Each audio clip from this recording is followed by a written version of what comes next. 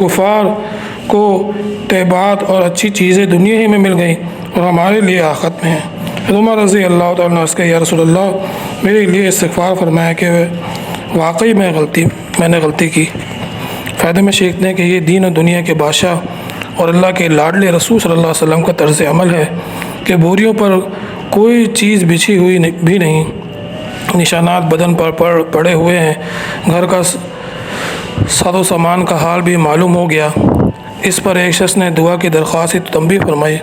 ہم عائشہ رضی اللہ تعالیٰ عنہ سے کسی نے پوچھا کہ آپ رضی اللہ تعالیٰ عنہ کے گھر میں حضور صلی اللہ علیہ وسلم کا بستر کیا تھا؟